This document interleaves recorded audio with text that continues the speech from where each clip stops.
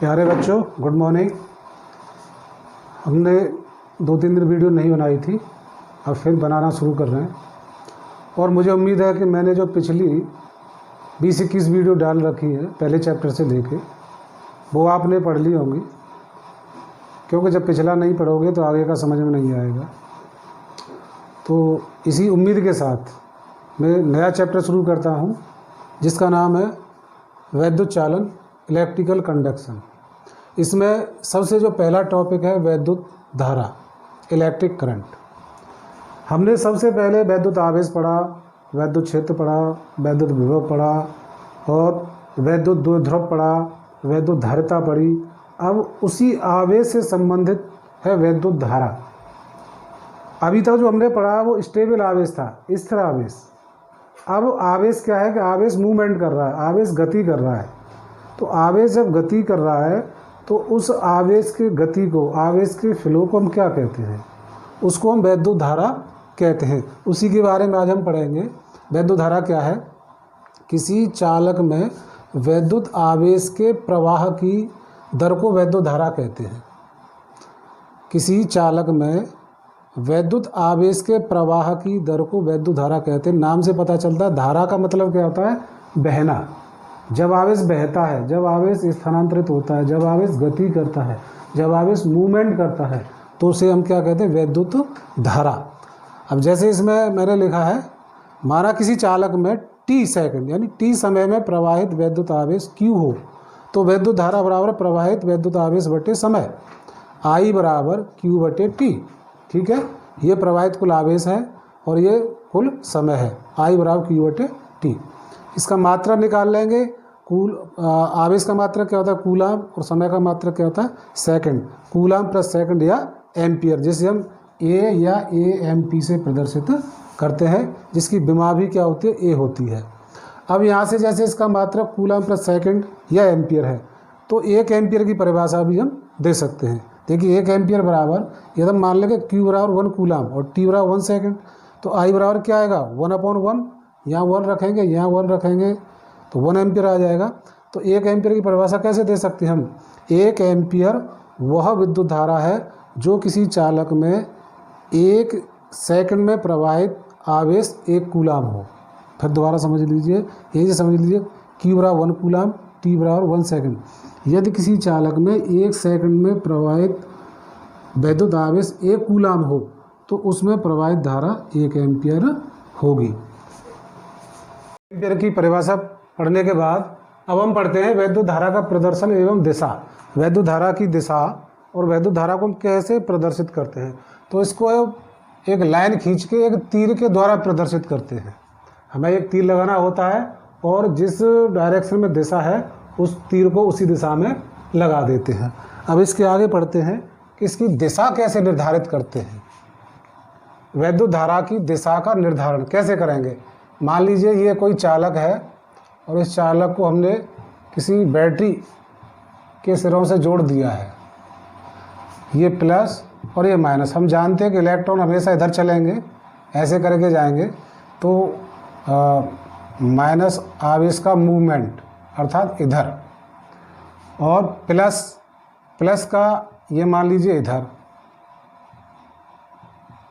तो धारा की दिशा सदैव, ये ध्यान रखिए, धारा वैद्युत धारा की दिशा सदैव धन आवेश की गति की दिशा में होती है और ऋण आवेश के गति की विपरीत दिशा में होती है। जैसे ऋण आवेश इधर जा रहा है, ये हमारा कैसा है? ऋण आवेश, और ये कैसा हमारा? धन आवेश। ठीक है, इसका फ्लो देखें तो ये इधर चलेगा और इसका फ्लो देखें तो ये इधर चलेगा। तो धारा की दिशा हमने क्या कहा है कि धन आवेश के चलने की दिशा, तो धारा की दिशा ये दिस। ठीक है, और इसके विपरीत, जब ये इधर जा रहा है तो इसके विपरीत ये हो गई धारा की दिशा। तो हमेशा याद रखिए, जो धारा की दिशा होती है वो धन आवेश की दिशा में होती है।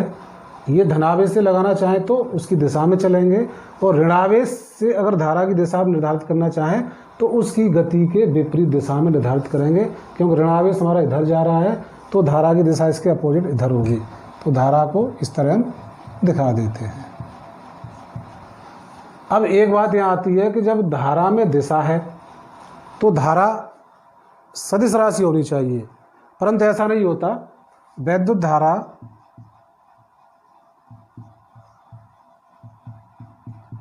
एक अदिश राशि होती है।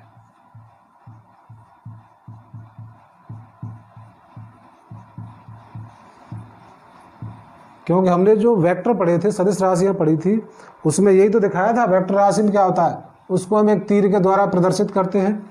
ऐसे इसके अंदर है, देखिए तीर लगा है, परंतु ये अदिश राशि है। इसका रीजन क्या है? इसका रीजन साफ है कि वैद्युत धारा सदिशों के योग के नियमों का पालन नहीं करती। एग्जाम्पल मान लीजिए, मैं भी आपको दिखाता हूँ।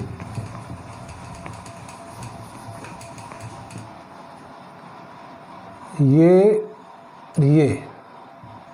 90 डिग्री है और ये मान लीजिए I1 आपकी 3 एम्पियर और I2 आपकी 4 एम्पियर धारा है। और मान लीजिए I बराबर कितनी होनी चाहिए, इसके लिए बात करते हैं तो 7 एम्पियर है ये, ठीक है। अब यहाँ पर हम इसको देखते हैं सदिश योग। सदिश योग से परिणामी धारा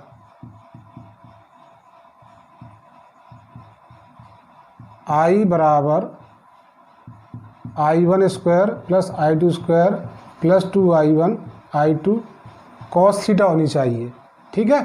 तो I बराबर 3 का स्क्वायर प्लस 4 का square plus 3 into 4 into cos 90, और कॉस 90 का मान 0। तो I बराबर ये हो जाएगा 9 प्लस 16 प्लस 24 इंटू 0। तो I बराबर 25 और I बराबर 5 एम्पियर। परिणामी धारा 5 एम्पियर होनी चाहिए, जबकि इसका जो मान है I बराबर I1 प्लस I2, I बराबर 3 प्लस 4, I बराबर 7 एम्पियर। तो ये क्या है, ये बीजगणितीय योग है।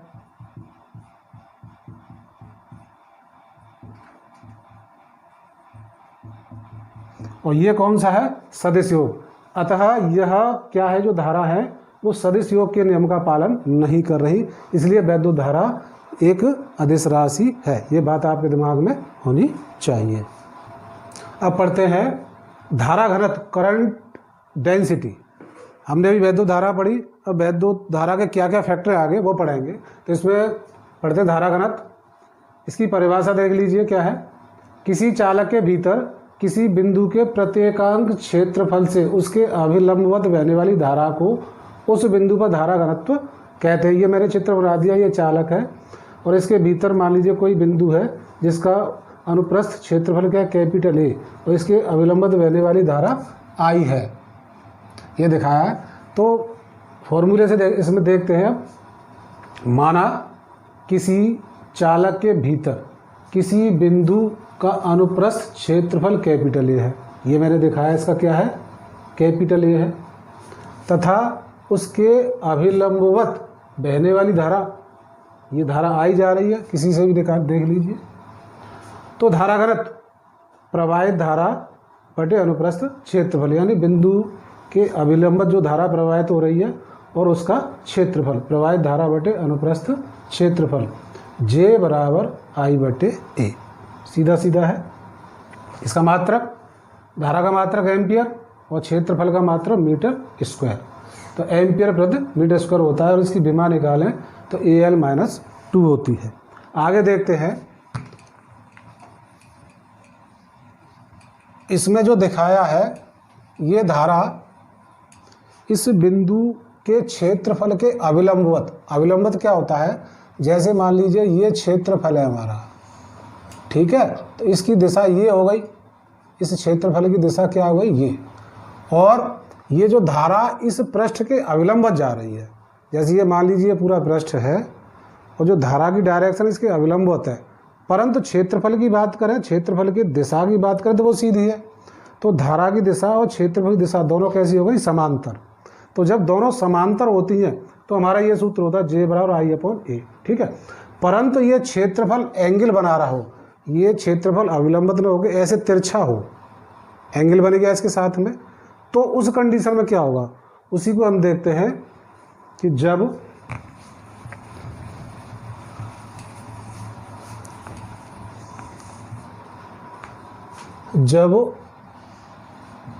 बिंदु का क्षेत्रफल, जब बिंदु का क्षेत्रफल धारा की दिशा के साथ अभिलंबवत न हो,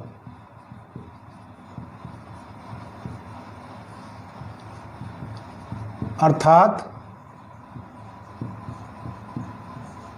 क्षेत्रफल की दिशा धारा की दिशा के साथ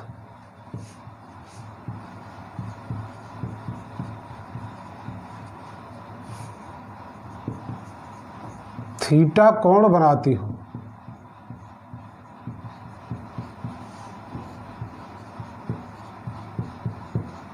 तो धारा घनत्व।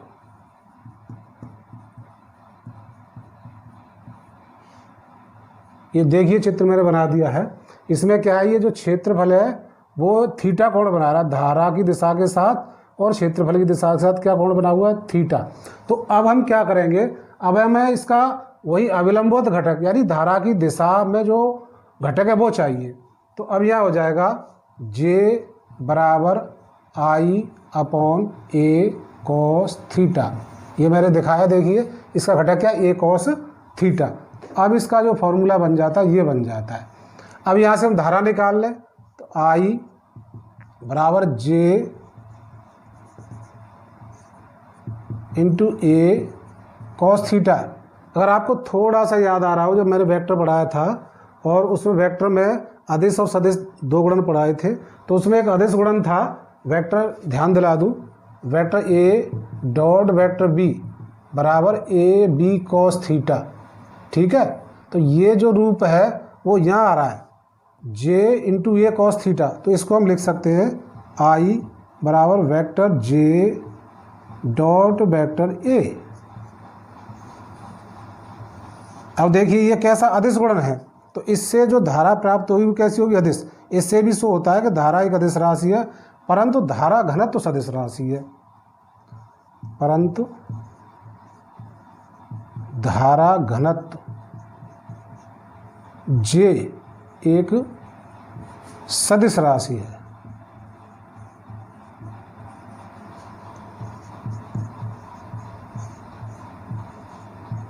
अंतर समझ में आ गया?